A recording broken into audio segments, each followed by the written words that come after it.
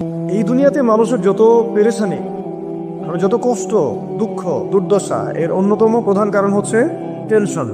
কারণ কি? টেনশন। কিসের টেনশন? রিজিকের টেনশন, চাকরির টেনশন, ব্যবসার টেনশন, আহাল পরিবারের টেনশন, স্ত্রী সন্তান, ভবিষ্যতে কি করব। দুনিয়ার টেনশনই তো বেশি, যদিও টেনশন থাকার দরকার ছিল পরকালের বেশি। তো দুনিয়ার টেনশন এবং পরকালের টেনশন সব দূর হয়ে যাবে যদি কেউ বেশি বেশি দরুদ পাঠ করে। এটা হাদিস থেকে বললাম। আর গোনা, আমল নামায় যে গোনাগুলো আছে এগুলো মিটে যাবে যদি কেউ বেশি বেশি দরুদ পাঠ করে। একজন সাহাবী রাসূল সাল্লাল্লাহু আলাইহি ওয়াসাল্লামকে বলেছিলেন, ইয়া রাসূলুল্লাহ, আমি আমার দোয়ার মধ্যে কতটুকু দরুদ পড়ব? আমি কি 1/4 দরুদ পড়ব? নবীজি বলেছেন সাল্লাল্লাহু আলাইহি ওয়াসাল্লাম, তুমি পড়তে পারো, চাইলে আরো বাড়াতে পারো, বাড়ালে তোমার জন্য উত্তম। ইয়া রাসূলুল্লাহ, আমি কি তাহলে 3/1 দরুদ পড়বো আর 2 দোয়া করব? নবীজি বললেন, করতে পারো, বাড়ালে তোমার জন্য উত্তম। ইয়া রাসূলুল্লাহ, আমি কি তাহলে অর্ধেক দরুদ পড়বো আর অর্ধেক দোয়া করব? নবীজি বলছেন, বাড়ালে উত্তম, চাইলে করতে পারো। ইয়া রাসূলুল্লাহ, আমি কি তাহলে আমার পুরো দোয়াটাই শুধু দরুদই পড়বো আপনার উপরে? তখন নবী সাল্লাল্লাহু আলাইহি ওয়াসাল্লাম বলেন, যদি তুমি এটা করতে পারো তাহলে তোমার কোনো গুনাহও থাকবে না, কোনো দুশ্চিন্তাও থাকবে না। তো যদি দেখেন যে দরুদ পড়তে পড়তে পড়তে দোয়ার সময় চলে গেছে, এতে আবার মন খুঁতখুত করার কিছু নাই, বরং আপনি সবচেয়ে বেশি লাভবান হয়েছে। আরেকটা আমল আছে, যে আমলটা করতে থাকলে দোয়াগুলোর মধ্যে চলে আসে এবং আপনি দোয়া করে যেটা হাসিল করবেন ওই আমল দিয়ে তার চেয়ে বেশি হাসিল করে ফেলবেন ইনশাআল্লাহ। সেটা হচ্ছে কোরআন তেলাওয়াত করা। কোরআন তেলাওয়াত করা, এই কয়েকটা আমল কালকে খুব খাস করে খেয়াল রাখতে হবে ইনশাআল্লাহ। জুমার রাতে তো ফজিলত আমরা জানি, বললাম প্রথমে, রাত যেহেতু হয়ে গেছে, আজকে কিয়ামুল লাইল না করে কেউ ঘুমাবো না ইনশাআল্লাহ। আজকে আমি জাস্ট একটা সূরা নিয়ে কথা বলতে যাচ্ছি আপনাদের সাথে, শুধু একটা ছোট্ট সূরা। ইনশাআল্লাহ অন্য কোনো দিন আরো বিষয়ভিত্তিক আলোচনা হবে। এই সূরাটা হচ্ছে সূরা কাফিরুন। কোন সূরা? সূরা কাফ। সবাই জানি না সূরাটা? কিছু বিষয় আছে এই সূরার মধ্যে যেগুলো আমরা অনেকে জানি কিন্তু বুঝতে পারছি না। ওইটা বোঝানোর জন্য আমি একটু পুরাতন আলোচনা নতুন করে করার চেষ্টা করছি। তার আগে একটা ফজিলত বলি, যে সূরা কাফিরুন যে ব্যক্তি রাতের বেলা তেলাওয়াত করবে, ঘুমানোর আগে তেলাওয়াত করবে আর কি, আল্লাহ রাব্বুল আলামিন তাকে শিরকের পাপ থেকে হেফাজত করবেন। মনে রাখবেন যে জাহান্নামে যাবে সবচেয়ে বেশি মানুষ শিরকের পাপের কারণে। কোন পাপের কারণে? শিরকের পাপের কারণে। এবং শিরকের পাপ এমন পাপ যেই পাপটা আল্লাহ রাব্বুল আলামিন ক্ষমা করেন না, ওই অবস্থায় মারা গেলে ক্ষমা করেন না। কিন্তু তওবা করলে, জীবদ্দশায় তওবা করলে ইনশাল্লাহ মাফ হতে পারে, অবশ্যই হতে পারে। কিন্তু ওই শিরকের পাপ নিয়ে কেউ যদি মারা যায়, আল্লাহ রাব্বুল আলামিন এই পাপটাকে ক্ষমা করবেন না। এটা সূরা নিসার মধ্যে অনেকবার বলা হয়েছে, ইন্নাল্লাহা লা ইয়াগফিরু আইয়ুশরাকা বিহি ওয়া ইয়াগফিরু মা দুনা যালিকা লিমান ইয়াশা। নিশ্চয়ই আল্লাহ রাব্বুল আলামিন শিরকের গুনাহকে মাফ করেন না, কিন্তু অন্য যে কোনো বড় গুনাহ হোক আল্লাহ পাক যাকে ইচ্ছা মাফ করতে পারেন, যাকে ইচ্ছা আল্লাহ মাফ করতে পারেন। এখন এই শিরকের পাপ থেকে বাঁচাবে কোন সূরা? সূরা কাফিরুন। রাতের বেলা তেলাওয়াত করতে হবে অন্তত একবার। রাতের আরো অনেক আমল আছে, এটা তো আপনারা জানেনই। অন্তত পক্ষে এই আমলগুলো করবেন। সূরা ফালাক, নাস, ইখলাস এগুলো পড়বেন। শেষ রাতে মোনাজাত করবেন, 2 রাকাত নফল হলেও পড়ার চেষ্টা করবেন। আল্লাহ পাক সবাইকে তৌফিক দান করেন। আর ঘুমানোর আগে সূরা বাকারার শেষের 2টা আয়াত পড়বেন বা 3টা আয়াত পড়বেন। সারা রাতে ইবাদতের নেকি হয়ে যাবে ইনশাআল্লাহ। সুবহানাল্লাহ 33 বার সুবহানাল্লাহ পড়বেন, 33 বার আলহামদুলিল্লাহ পড়বেন, 34 বার আল্লাহু আকবার পড়বেন। এছাড়াও তো আছে আল্লাহুম্মা বিইসমিকা আমুতু আহইয়া। এছাড়াও আরো অনেক দোয়া আছে, কয়েকটা বললাম।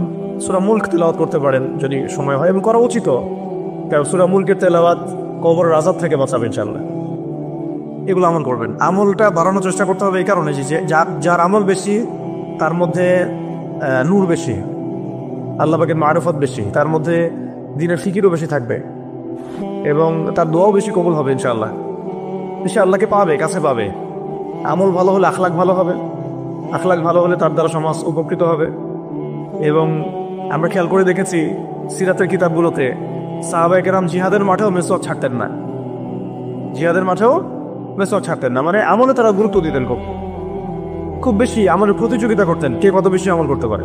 একজন সাহাবী খুঁটির সাথে নিজেকে বেঁধে রাখছিলেন, যে ঘুম আসে, নামাজ পড়তে পড়তে ঘুম আসে, খুঁটির মধ্যে বেঁধে রেখেছেন নিজেকে, এটা ঘুমে পড়ে না যান। তো পরে নবী সাল্লাল্লাহু আলাইহি ওয়াসাল্লাম বললেন যে এত অতিরিক্ত কষ্ট না করতে বললেন। আল্লাহ পাক তো সবসময় তোমার ইবাদত কবুল করতে পারেন, নিজের উপর এহসান করো, নিজের শরীরের হক আদায় করো।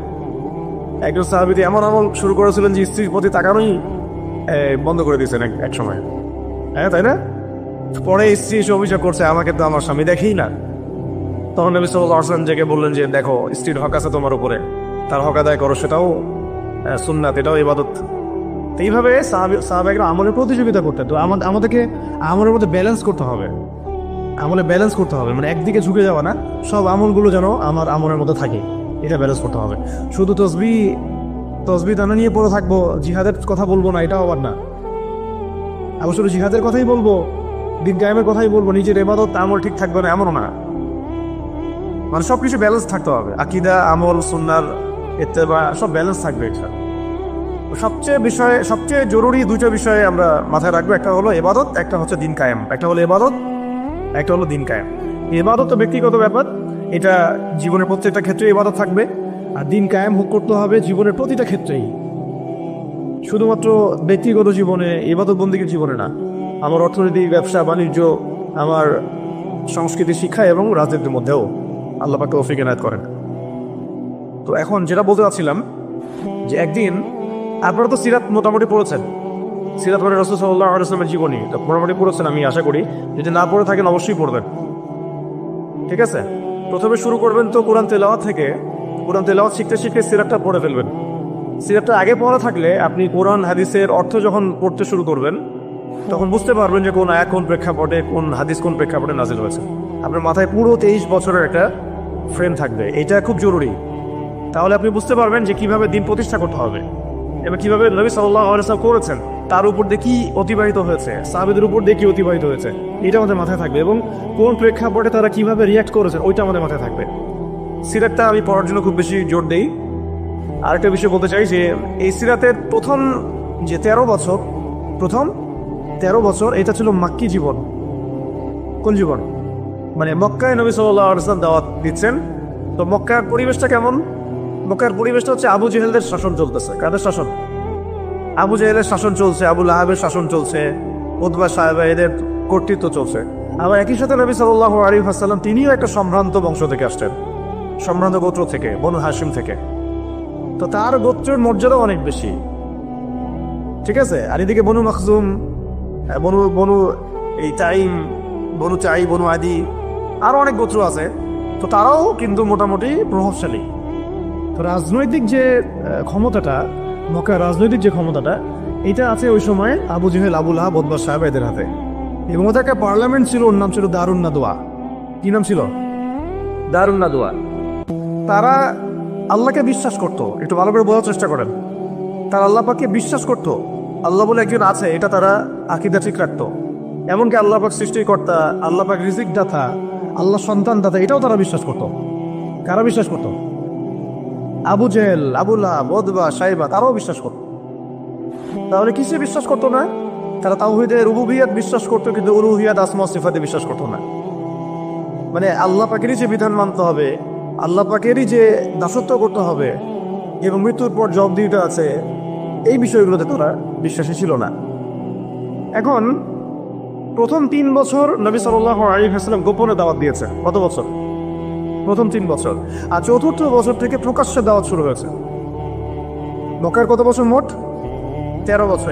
এই সময় তো ইসলামী রাষ্ট্র কায়েম হয় নাই, হয়েছে দাওয়াত হয়েছে, খালি দাওয়াত। কোন পরিবেশে দাওয়াত? বলুন, আবু জেহেলের যে রাজত্ব, ওর মধ্যে দাওয়াত হয়েছে। মনে করেন যে আপনি এখন আছেন মোদির রাজত্বে, মনে করেন ওই রকম একটা পরিবেশে যদি ইসলাম আসে, ওইটা একটা মক্কার মিসাল হইতে পারে, যে ওইটা একটা মক্কার মতো পরিবেশ।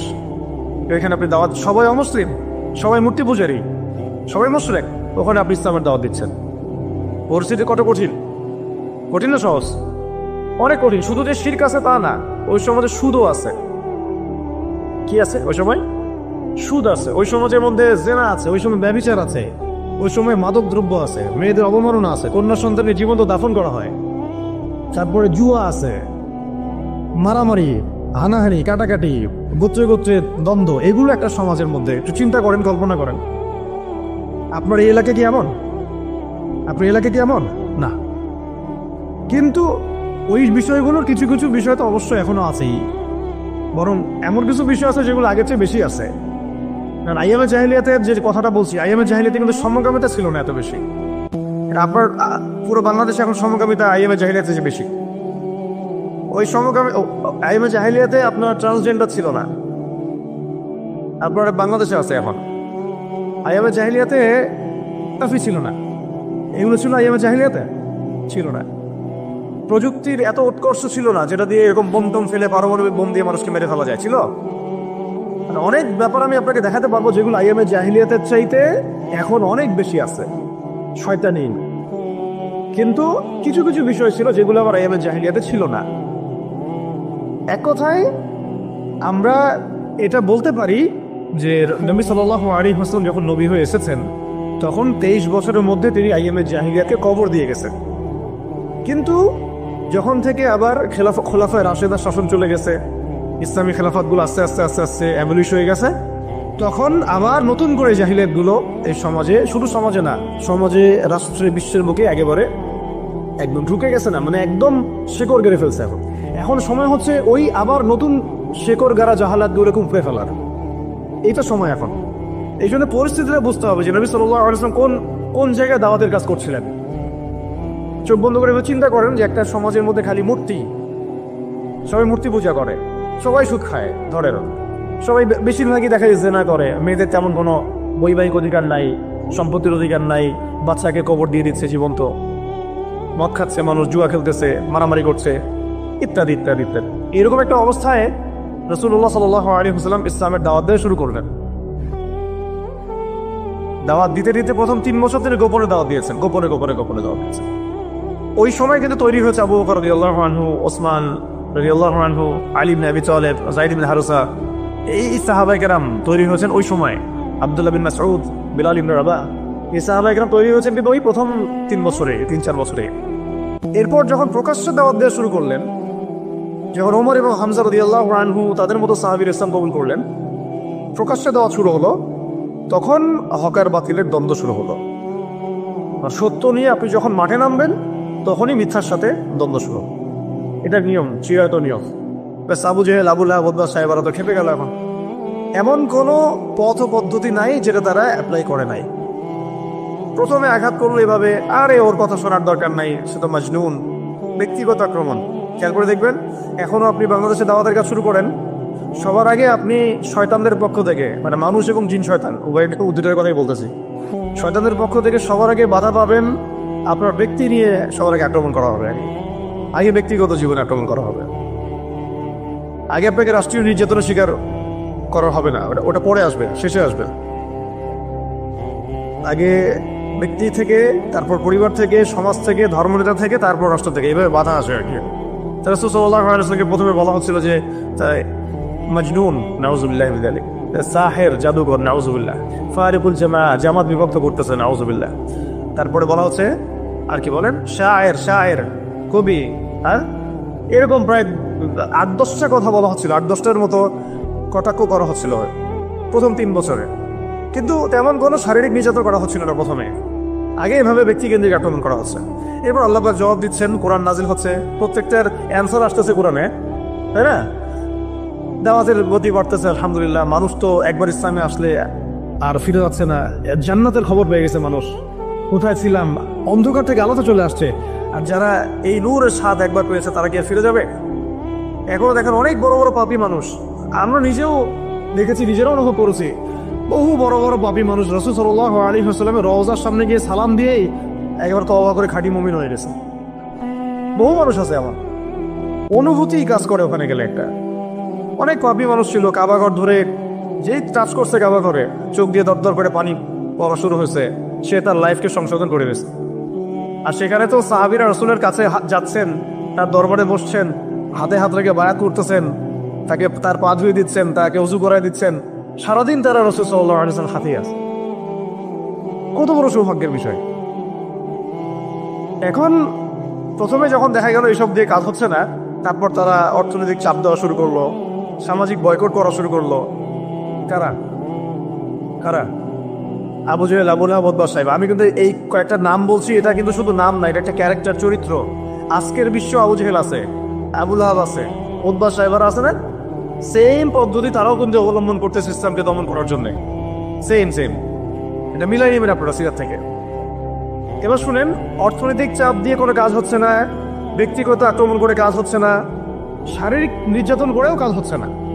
সাহাবীদেরকে মেরে ফেলা হচ্ছে, সুমাইয়া রাদিয়াল্লাহু আনহাকে মেরে ফেলা হয়েছে না, শহীদ করা হয়েছে। তারপরে ইয়াসির রাদিয়াল্লাহু আনহুকে শহীদ করা হয়েছে মক্কায়। এরকম সাহাবীদেরকে নির্মম নির্যাতন করা হচ্ছে, বিলাল রাদিয়াল্লাহু আনহুকে পিটানো হচ্ছে, উসমান রাদিয়াল্লাহু আনহুকে পর্যন্ত মারা হয়েছে, আবু বকর রাদিয়াল্লাহু আনহুকে উতবা মেরেছে একদিন লাআনাহুল্লাহ। এখন শারীরিক নির্যাতন করে কোনো কাজ হচ্ছে না, ঈমান থেকে সরানো যাচ্ছে না, অর্থনৈতিক বয়কট করে কাজ হচ্ছে না। 3 বছর বয়কট করে দিল বনু হাশেমকে, মনে আছে আপনাদের? গাছের ছালপাতা খেয়ে তারা থাকলেন শিয়াবে আবু তলেবে, 3 বছর বয়কট, সমাজ থেকে বয়কট, গালিগালাজ করে কোনো কাজ হচ্ছে না, এমনকি জীবন কেড়ে নিয়েও, জান নিয়েও কোনো কাজ হচ্ছে না। এই আন্দোলন, এই লা ইলাহা ইল্লাল্লাহ মুহাম্মাদুর রাসূলুল্লাহ বিপ্লবী কালিমাকে থামানো যাচ্ছে না। কোন পরিবেশে? আমাদের মতো অনুকূল পরিবেশে না, মনে করেন ভারতের মতো প্রতিকূল পরিবেশে। মনে করেন, বোঝানোর জন্য বললাম যে একটা গভর্নমেন্ট আছে, সে চরমভাবে ইসলাম বিদ্বেষী, সে তার গুন্ডা পান্ডা দিয়ে মুসলিমদেরকে পিটাচ্ছে, মারতেছে, এখন যেখানে সেখানে দেখতেছেন না। রাষ্ট্রীয়ভাবে মুসলিম দমন হচ্ছে। একটা তো হলো রাষ্ট্রীয়ভাবে না, মানে অরাজনৈতিকভাবে কেউ ইসলামের বিরোধিতা করতেছে, সেটা আলাদা ব্যাপার। একটা হচ্ছে রাষ্ট্রীয়ভাবে ইসলামকে দমন করা হচ্ছে। কোথায়? ভারতে, সবাই জানি। তো রাষ্ট্রীয়ভাবে দেখেন আজকে ধ্বংসস্তূপে পরিণত করা হলো, বৈশ্বিকভাবে। জাতিসংঘের প্রত্যক্ষ মদত এগুলো হয়েছে, আমেরিকার প্রত্যক্ষ সহযোগিতা এগুলো হয়েছে, পশ্চিমাদের প্রত্যক্ষ মদত এগুলো হয়েছে। এখন কথা হচ্ছে, আপনাকে পরিস্থিতিটা বুঝতে হবে যে আবু জেহেল, আবু লাহাবদের অবস্থা কেমন ছিল, ওই সংস্থার অবস্থা কেমন ছিল। প্রতিকূল পরিবেশে দাওয়াতের কাজ করা হচ্ছে, তারা একটার পর একটা অস্ত্র প্রয়োগ করছে, কিন্তু কোনো অবস্থাতেই মুসলমানদেরকে থামানো যাচ্ছে না। তাদের সংখ্যা কি বাড়ছে না কমছে? মুসলিমদের সংখ্যা বাড়ছে না কমছে? আবার বলেন, মুসলিমদের সংখ্যা কি বাড়ছে না কমছে? বাড়ছে আর বাড়ছে আর বাড়ছে, দিন দিন বাড়ছে। কত নির্যাতন হচ্ছে, শারীরিকভাবে মারা হচ্ছে, অর্থনৈতিক নিষেধাজ্ঞা দেওয়া হচ্ছে, সমাজ থেকে বয়কট করা হচ্ছে, তারপর সম্পত্তি থেকে বঞ্চিত করা হচ্ছে, বাবা ছেলেকে তাড়াই দিচ্ছে, মা ছেলেকে তাড়াই দিচ্ছে। কি একটা অবস্থা! অবস্থা কি ভাবতে পারছেন কেমন জটিল অবস্থা? এত কিছু করেও যখন কোনো কাজ হলো না, তখন Abu Jahl, Abu Lahab, Utba সাহেবারা একটা নতুন ফর্মুলা নিয়ে আসলো। এখন তারা নতুন একটা ফর্মুলা নিয়ে আসছে। এই ফর্মুলাটার নাম হচ্ছে আপোষকামিতা বা সন্ধি করা। এটার নাম কি? আপনারা খেয়াল করে দেখবেন, আমি একটু বলে নেই 1 মিনিট। ওই আইয়ামে জাহিলিয়াতে যে জাহালাতগুলো আপনি দেখছেন, শিরকের জাহালাত, সুদের জাহালাত, রিবা, তারপরে মাদক, তারপরে জেনা, ব্যভিচার, গোত্রীয় হানাহানি, সব আপনি এখনকার বিশ্বে দেখতে পারবেন।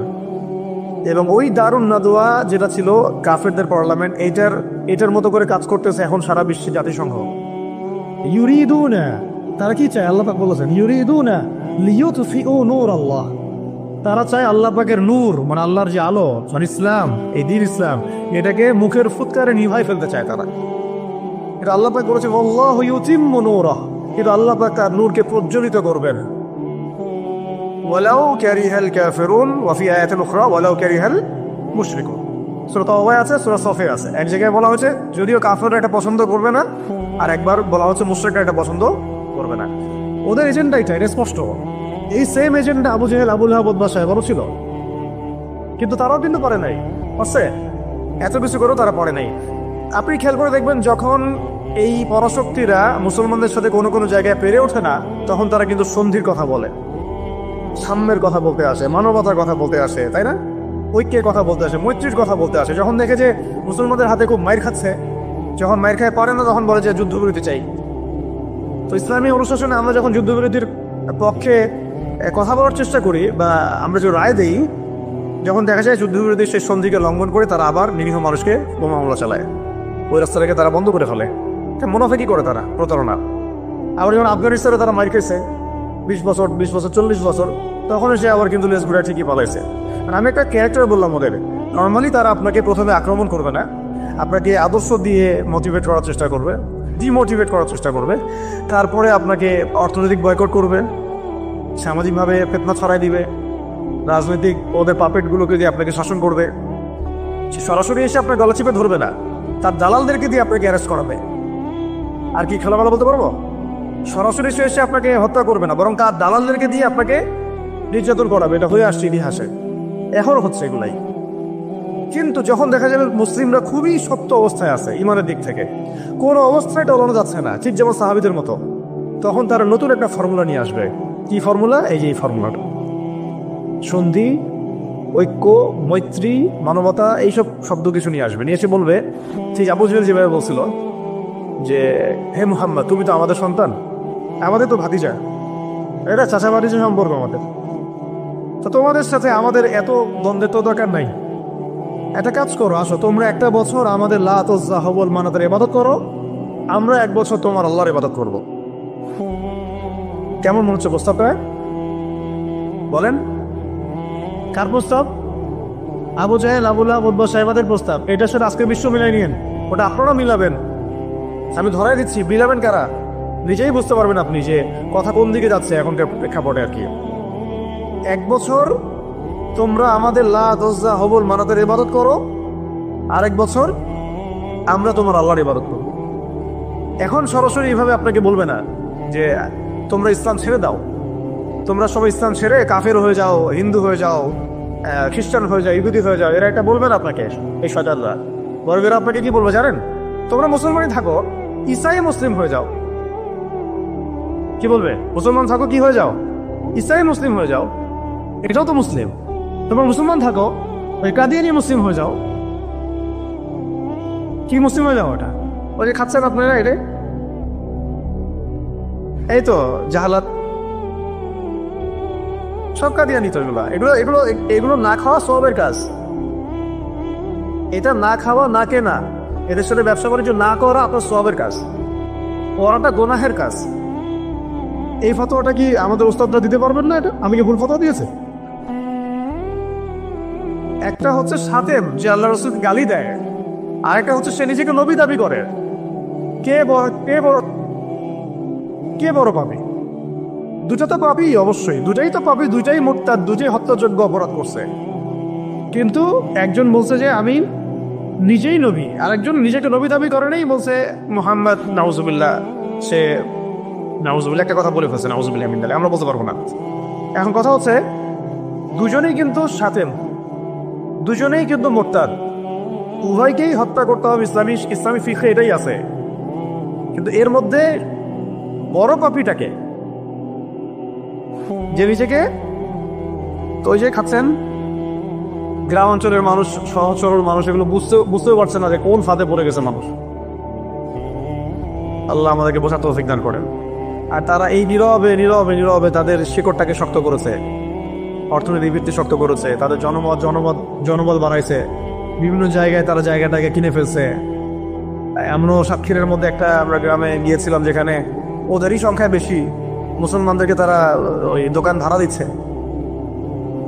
আমরা তো আসি যে হাত বাঁধবো কোথায়, তাই না? এই যে এগুলো নিয়ে, আর এদিকে যে কি অবস্থা ভিতরে, যে মানে আমাদের কি অবস্থা, এটা এটা এটা বোঝার জন্য সূরা কাহাফ তেলাওয়াত করেন, তাহলে বুঝতে পারবেন ইনশাআল্লাহ। তা আমি বলছিলাম যে ওটা অন্য প্রসঙ্গ, এটা নিয়ে আপনারা খতমে নবুয়ত একটা বিভাগই আছে, মার্কাজুদ দাওয়ায় খতমে নবুয়ত বিভাগ আছে একটা। ওই খতমে নবুয়তের অনেক কিতাব, অনেক আর্টিকেলস সব ছাপানো হয়ে গেছে। এগুলো আপনারা পড়লেই বুঝতে পারবেন কত বড় ধোঁকাবাজি, কত বড় প্রতারণা।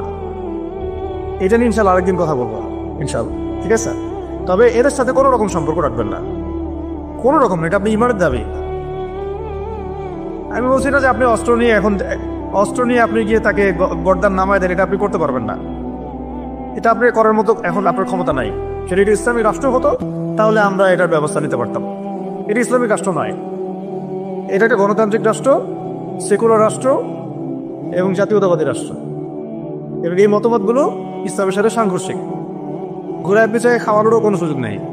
এই মতবাদগুলো দিয়ে আপনি ইসলামী শরিয়া রাষ্ট্র কায়েম করতে পারবেন না। শেষ কথা এটা, চেষ্টা করে দেখে নেন, পারবেন না।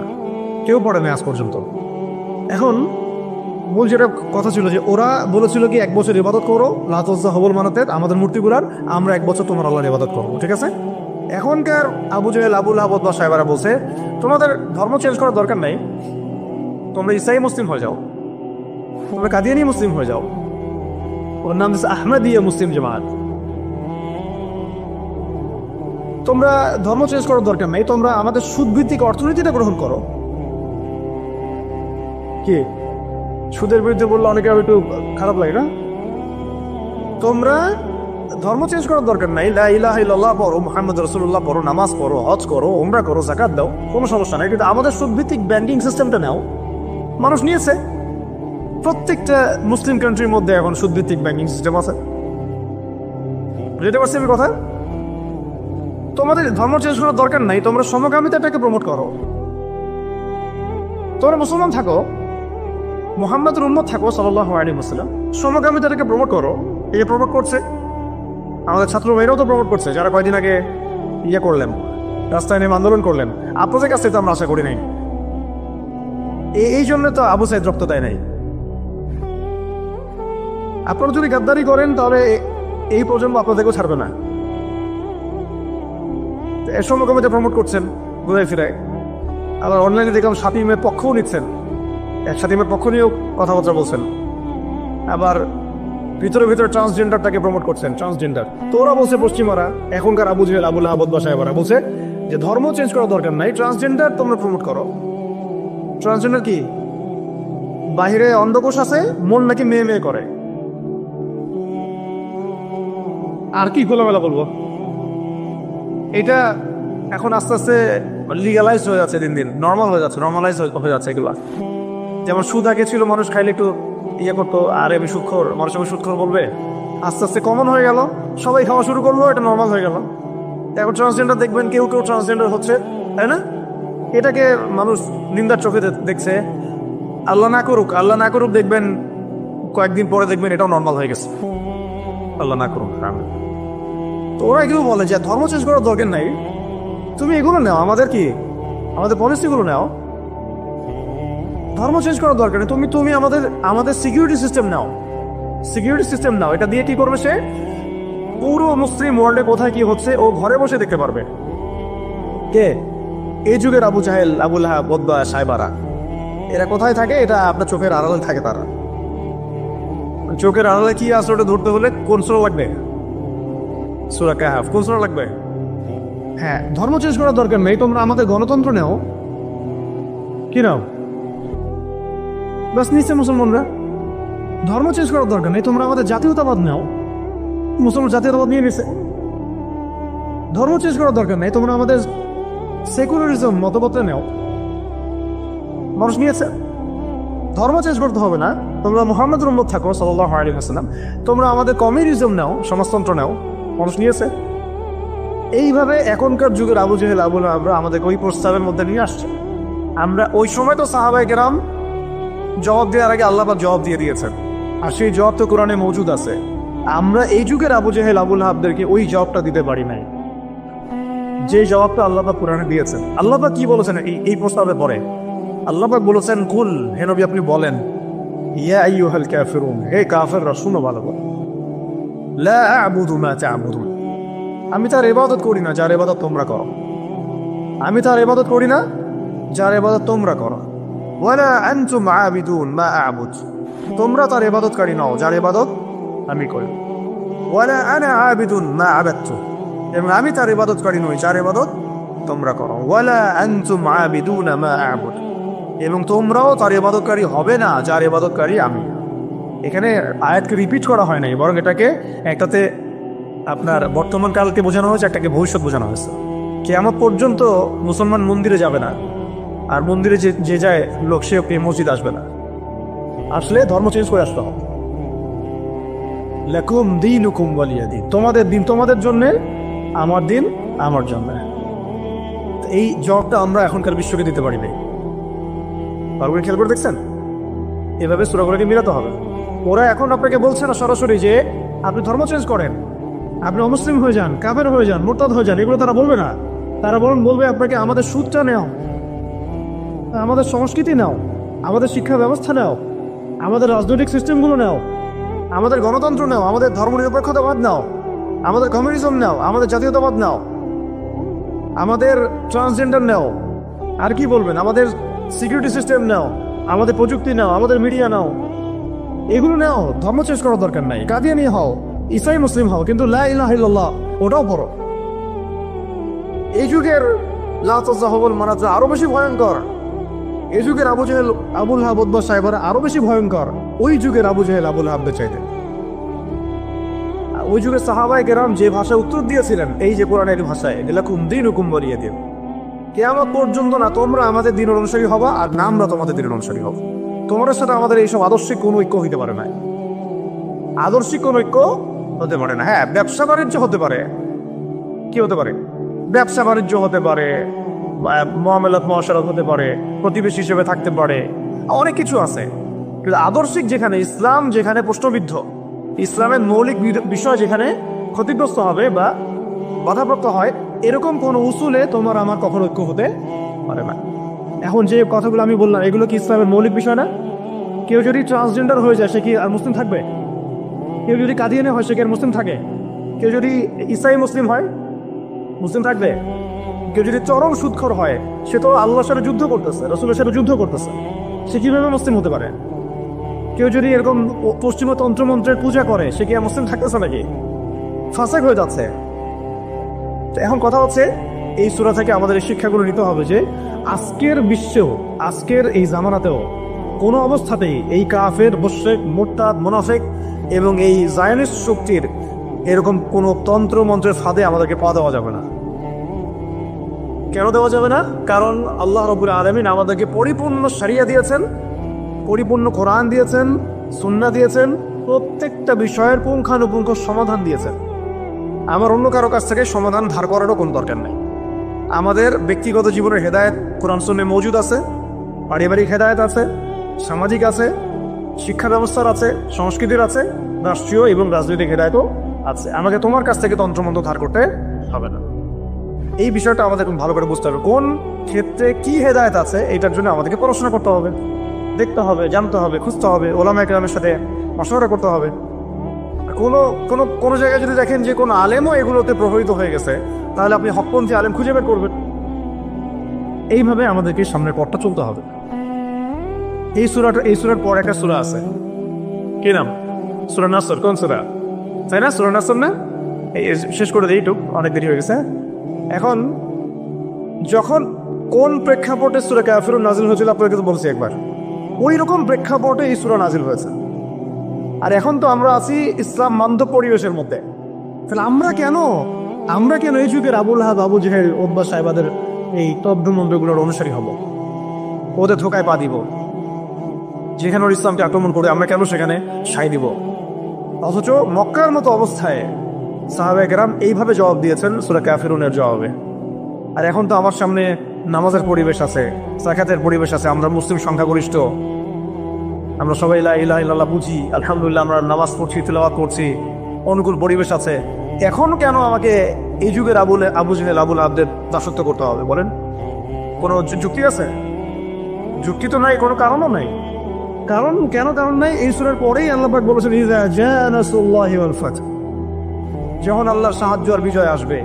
আর ওই রকম প্রতিকূল অবস্থাতেই বিজয়ের সুসংবাদ দিয়ে দেওয়া হয়েছে যে এই অবস্থা চিরকাল থাকবে না। তো এইটা তোমরা সবর করে এটা উতরায় উঠো, এখানে ইমানের পরীক্ষাটা দাও, পাস করো। ইযা জাআ নাসরুল্লাহি ওয়াল ফাতহ, সামনেই আসতেছে তোমাদের জন্য বিজয়। আর এটা সূরা সফেও আছে, ওয়া উখরা তুহিব্বুনাহা নাসরুম মিনাল্লাহি ওয়া ফাতহুন করিব ওয়া বাশশিরিল মুমিনিন। আর তোমরা যেটা পছন্দ করো দুনিয়ার, তোমরা দুনিয়াবি বিজয় অর্জন করবা, সেটাও সামনে আসতেছে। ফাতহুন করিব, আল্লাহ বলেছেন করিব, নিকটে আসবে এটা। ওয়া বাশশিরিল মুমিনিন ওয়া রাআইতান নাস ইয়াদখুলুনা ফি দীনিল্লাহি আফওয়াজা, একটা সময় আসবে মানুষ দলে দলে আল্লাহর দ্বীনে ঢুকতে থাকবে। তখন আল্লাহ পাক বলেছেন ফাসাব্বিহ বিহামদি রাব্বিকা ওয়াস্তাগফির ইন্নাহু কানা তাওয়াব। এবং যখন এই বিজয়টা আসবে, তখন এই Abu Jahl, Abu Lahab, Utba সাহেবা এদের অস্তিত্ব কি হবে? তাব্বাত ইয়াদা আবি লাহাবি ওয়া তাব। আবু লাহাবের হাতও ধ্বংস হবে, সে নিজেও ধ্বংস হবে। বুঝতে পারছেন সিকোয়েন্সটা? এইভাবে আসছে বিষয়টা। যখন এই বিষয় আসবে তখন এই সব আবুল আহাব ধ্বংস হয়ে যাবে। আবুল আহাব এখানে শুধু একজন ব্যক্তি নয়, আবুল আহাব এখানে একটা রূপকথা, একটা একটা উপমাও বটে। প্রত্যেক যুগে যুগে আবুল আহাব থাকবে।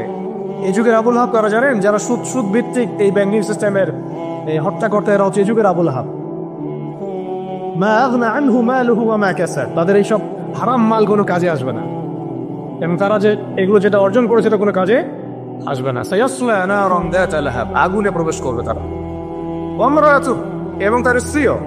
এই স্ত্রী মানে শুধু স্ত্রী না, স্ত্রী মানে কিন্তু সহযোগী। স্ত্রী মানে কি? সহযোগী। এরা কিন্তু একা কাজ করে না। আমি বললাম না একজন একজনের সহযোগী? ইহুদিদের সহযোগী নাসারারা। আমেরিকা ছাড়া ইসরায়েল চলতে পারে নাকি? আমেরিকা ছাড়া ইসরায়েল চলতে পারবে? আমরা তো এতই সুশীল মার্কা প্রতিবাদ করি অনেকে, যে ইসরায়েলের বিরুদ্ধে কথা বলি, এদিকে আবার আমেরিকাকে খুশি রাখি। এ আবার কোন মুনাফিক? এটা আবার কোন মুনাফিক রে ভাই? বাচ্চাকে কেন মারে জানেন? এটা শুনে রাখেন। বাচ্চাকে হত্যা করছিল ফেরাউন, হ্যাঁ, কার আগমন ঠেকানোর জন্য? হ্যাঁ, মাশাআল্লাহ, মুসা আলাইহিস সালামের আগমন ঠেকানোর জন্য। কারণ তাকে বলা হয়েছিল একটা ছেলে আসতেছে, তোমার সিংহাসন নড়াই দিবে একদম। তখন ওই শুরু করলো। আবার ঈসা আলাইহিস সালামের আগমন ঠেকানোর জন্য তৎকালীন সময়কার বাদশা ইয়ে করেছিল, বাচ্চাদেরকে হত্যা করেছিল। এখনকার এই দাজ্জালের অনুসারী এই জায়নিস্টরা কেন গাজার বাচ্চাদেরকে হত্যা করতেছে জানেন? হ্যাঁ, এক্স্যাক্টলি, তারাই আগমন ঠেকাইতে চায়। আল্লাহ পাক ওইখানে ঢুকাই দিবেন ইনশাআল্লাহ। এটা বললাম ওই সূরা কাফিরুনের হালতের উপরে অটল থাকেন। ইযা জাআ নাসরুল্লাহি ওয়াল ফাতহ, যখন আসবে তখন যে তাব্বাত ইয়াদা আবি লাহাবি ওয়া তাব, যত আবুল আহাব আছে সব ধ্বংস হয়ে যাবে ইনশাআল্লাহ। এমন আসছে যে চেইন দিয়ে, শিকল দিয়ে বেঁধে ওদেরকে জেরুজালেমে নিয়ে যাওয়া হবে ইনশাআল্লাহ। মুসলিম বাহিনী এইভাবে বিজয় হবে ইনশাআল্লাহ। সামনে আসবে এটা। আর ওই যে ওমরাত, এটা কিন্তু খেয়াল রাখবেন, এটা তো স্ত্রী আছেই ওখানে, তো ওই ক্ষেত্রে এটা ঠিক আছে। আবার এটা অর্থ যে এখানে সহযোগী বোঝানো হচ্ছে। সহযোগী দেখবেন জালেমদের সহযোগী থাকে, ইহুদিদের সহযোগী এখানে নাসাররা। ইয়া আইয়ুহাল্লাযীনা আমানু লা তাত্তাখিযুল ইয়াহুদা ওয়ান নাসারা আউলিয়া, ইহুদি খ্রিস্টানদেরকে বন্ধুরূপে গ্রহণ করো না। বা'দুহুম আউলিয়াউ বা'দ, এরা একে অপরের বন্ধু, এরা একে অপরের বন্ধু। লা তাত্তাখিযুল ইয়াহুদা ওয়ান নাসারা আউলিয়া, ওদেরকে বন্ধুরূপে গ্রহণ করো না তোমরা। বা'দুহুম আউলিয়াউ বা'দ, এরা একে অপরের বন্ধু। দেখছেন সহযোগী? ওয়া ইমরাতুহু, তার স্ত্রীও যাবে কোথায়? জাহান্নামে। হাম্মালাতুল হাতাব, হেল্প করতো তাকে। কি করতো? খড়কুটা নিয়ে এসে ডিস্টার্ব করতো না নবী সাল্লাল্লাহু আলাইহি ওয়াসাল্লামকে, ফেলে রাখতো, কষ্ট দিত। ওরাও এখন দেখেন আল্লাহর দিক দিয়ে কষ্ট দেয়, রাসূলুল্লাহ সাল্লাল্লাহু আলাইহি ওয়াসাল্লামকে কষ্ট দেয়। তাহলে আমাদেরকে কত রকম শত্রুর সাথে লড়তে হবে। ভিতরে শত্রু, বাইরে শত্রু, বিশ্বের শত্রু, আবার ওইদিকে আছে ওদের সাথে। তারপরে আছে আবার আরবের মুনাফিকরাও ওদের সাথে আঘাত করে ফেলছে। আর মুশরিকরা তো আছেই। আর কি বললাম, এক শ্রেণীর নারী, রাম বাম প্রগতিশীল সুশীল, এরাও ওদের সাথে যোগ দিবে। তাহলে আপনার আমার লড়াইটা কত কঠিন। ওই যে সূরা কাফিরুনের ওই অবস্থায় টিকে থাকাটা কত কঠিন। লাকুম দীনুকুম ওয়ালিয়া দীন, কত কঠিন। ওই সিরাতের রাস্তা পাড়ি দেওয়া লাগবে, ওই সবর করতে হবে, মারও খাওয়া লাগতে পারে, জানও যাবে, হিজরতও করা লাগতে পারে। হিজরত করেছেন নবী সাল্লাল্লাহু আলাইহি ওয়াসাল্লাম। তারপরে ইসলামী রাষ্ট্র আল্লাহ পাক দিবেন ইনশাআল্লাহ। কিসের মাধ্যমে দিবেন? দাওয়াত, তাবলীগ এবং জিহাদের মাধ্যমে। দাওয়াত, তাবলীগ এবং জিহাদের মাধ্যমে, শুধু দাওয়াত আর তাবলীগের মাধ্যমে না, দাওয়াত, তাবলীগ এবং সাথে জিহাদও থাকতে হবে। তারপর ইসলামী রাষ্ট্র ব্যবস্থা আসবে ইনশাআল্লাহ। এরপরে দেখেন কি বলা হলো? ওমরাতুহু, তার স্ত্রীও থাকবে। হাম্মালাতুল হাতাব ফি জিদিহা হাবলুম মিন মাসাদ, দেখেন ওর গলায় থাকবে জাহান্নামে ওই ছোবরা, রশি। মানে হেল্প করার কিছু উপকরণও ছিল, কিছু উপকরণ দিয়ে সে ইসলামের বিরোধিতা করতো, দুশ্মনী করতো। এখনো তারা অনেক উপকরণ বের করে ফেলছে ইসলামকে মানে ক্ষতিগ্রস্ত করার জন্য। এমনকি দেখেন কত কত নতুন নতুন প্রযুক্তি আসছে, এই প্রযুক্তিগুলো দিয়ে তারা ইসলামের ক্ষতি করতেছে। ভালো করে খেয়াল করে দেখেন, এমন অনেক প্রযুক্তি তারা বের করেছে, মিডিয়া বের করেছে, প্রযুক্তি বের করেছে, সিস্টেম বের করেছে, তন্ত্রমন্ত্র বের করেছে, মানে উপকরণ লাগে ইসলামকে ক্ষতিগ্রস্ত করার জন্য। আবুল আহাবের স্ত্রীও উপকরণ দিয়েই নবী সাল্লাল্লাহু আলাইহি ওয়াসাল্লামকে ক্ষতি করার চেষ্টা করছিল। আল্লাহ পাক এবার সেই উপকরণ তার গলায় ফাঁস লাগিয়ে তাকে মৃত্যু দিয়েছেন। মনে আছে? ওই গলার মধ্যে তার রশি আটকে ফাঁস লাগিয়ে সে মারা গেল। কে? আবুল আহাবের স্ত্রী। এই যে যে ক্ষতি, ইসলামের ক্ষতি করার জন্য যে উপকরণগুলো তারা বের করেছে, শুনে রাখেন, ইসলামের ক্ষতি করার জন্য, ইসলামকে ধ্বংস করার জন্য আর মুসলিম নিধনের জন্য তারা যে উপকরণগুলো তৈরি করেছে, যে সিস্টেমগুলো তৈরি করেছে, যে মিডিয়াগুলো তৈরি করেছে, যে প্রযুক্তিগুলো তৈরি করেছে, এইগুলোই ওদের ধ্বংসের কারণ হবে ইনশাআল্লাহ। এমনও হইতে পারে সামনের বিশ্বে ওদের হাতে তৈরি করা পারমাণবিক বোম দিয়ে ওরাই মরবে ইনশাআল্লাহ। দেখে নিন, এটা হইতে পারে ইনশাআল্লাহ। এটা সম্ভাবনা আছে, হবে এটা তো বলতে পারবো না, এটা হতে পারে, সম্ভাবনা আছে, সম্ভাবনা আছে। আল্লাহ পাক যেন এদের মধ্যে শত্রুতা লাগায় দেন, একে অপরকে দিয়ে ধ্বংস করায় দেন। আমি যেভাবে ওরা মুসলিমদেরকে ধ্বংস করার পায়তারা করেছে, এর চেয়ে 1000 গুণ বেশি ধ্বংস আল্লাহ পাক তাদেরকে করে না। আমরা দোয়া করবো কাদের জন্য? যাদের মনের মধ্যে ইসলামের জন্য সিম্পেথি আছে, সফট কর্নার আছে, ইসলামকে মন থেকে ভালোবাসে, এই ভাইদের জন্য আমরা দোয়া করবো। এই জন্য আমরা বাংলাদেশের এই সিস্টেমের মধ্যে ধরেন আর্মি, র্যাব, পুলিশ, বিজিবি, আমাদের পলিটিশিয়ান যারা বুঝে না বুঝে বিভিন্ন মানে জালেমের সহযোগীও হয়ে গেছে, আমরা সবার জন্যই দোয়া করি আল্লাহ পাক যেন তাদের সবার হৃদয়টাকে ঘুরায় দেন।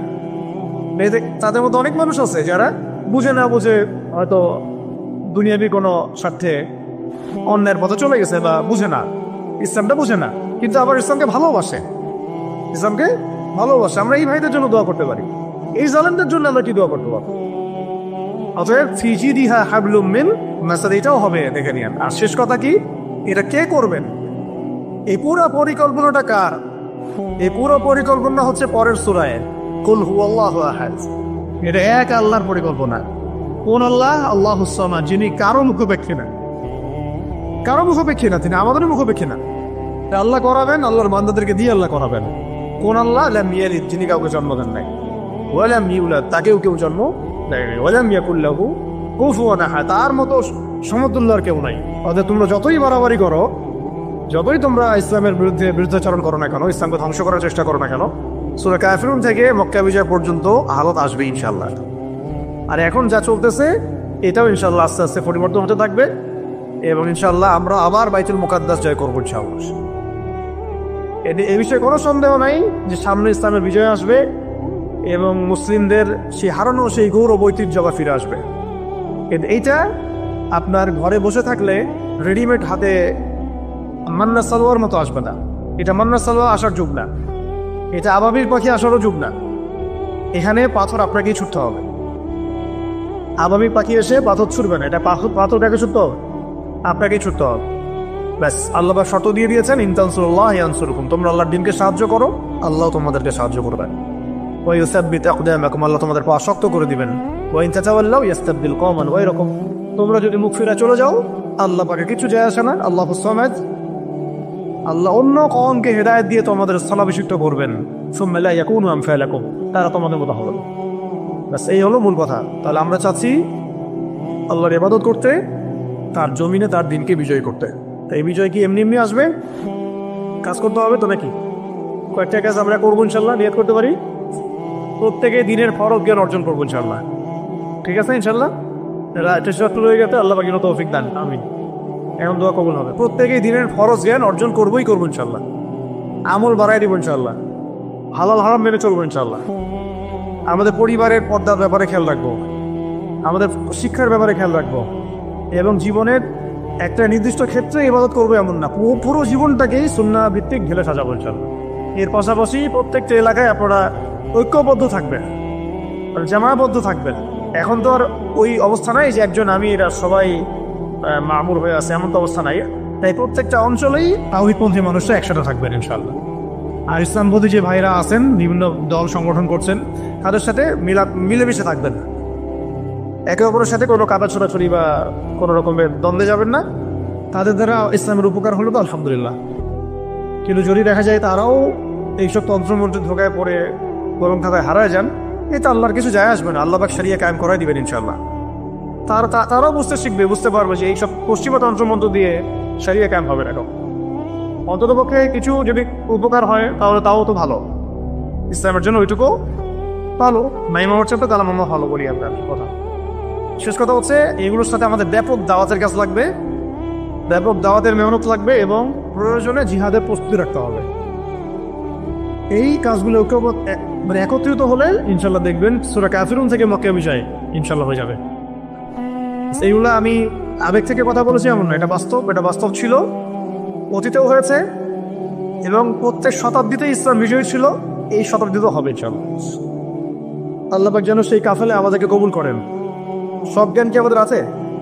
আচ্ছা, সব জ্ঞান যে আমাদের নাই, একটা এক্সাম্পল দিই, জাস্ট একটা এক্সাম্পল দিই। আমাদের শরীরে কি আত্মা আছে? আছে না নাই? আত্মাকে কি কেউ দেখেছে কিনা? এটাকে কেউ টাচ করেছে কিনা? তা আত্মা কঠিন, তরল না বায়বীয় কোনো জ্ঞান কারো আছে কিনা? এখন একজন মানুষ মৃত, একজন মানুষ জীবিত, উভয়ের মাঝখানে পার্থক্যটাই তো হচ্ছে আত্মা। একজন মানুষ মৃত, তার মধ্যে আত্মাটা নাই, আর যে মানুষটা জীবিত তার মধ্যে কি আছে? রূহ বা আত্মা আছে। আল্লাহ পাক এই সম্পর্কে কি বলছেন? আল্লাহ বলছেন সূরা বনী ইসরাঈলে, ইয়াসআলুনাকা আনির রূহ, হে নবী তারা তোমাকে রূহ বা আত্মা সম্পর্কে জিজ্ঞেস করে। কুলির রূহ মিন আমরি রব্বি, তুমি বলে দাও হে নবী, রূহ হচ্ছে তোমার রবের একটা আদেশ মাত্র। কি এটা? আদেশ। আদেশে এসেছে, আদেশে চলে যাবে, কোনো কারণ লাগে নাকি? আমরা কারণ ব্যাখ্যা করতে চাই, এটাকে বলে কার্যকারণ তত্ত্ব। প্রত্যেকটা কাজের পিছনে একটা কারণ ব্যাখ্যা করি। হ্যাঁ, এটা কেন হলো এই কারণে, এটা কেন হলো এই কারণে, এটাকে বলে কার্যকারণ তত্ত্ব। আল্লাহ পাকের হুকুমে মানুষ যে মারা যাচ্ছে, এর পিছনে কোনো কারণ লাগে নাকি?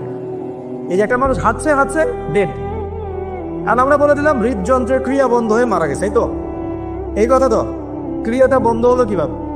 ভালোই তো ছিল, হঠাৎ করে কি হলো? কার হুকুমে হলো? ওটা কোনো হুকুম তো নাই, এই কনসেপ্টটাই তো বিশ্বাস করছে না।